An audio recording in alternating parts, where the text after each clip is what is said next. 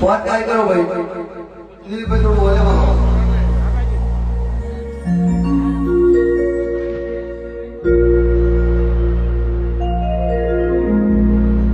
આજે પટવા છે પણ કાલે પગલા બની જશે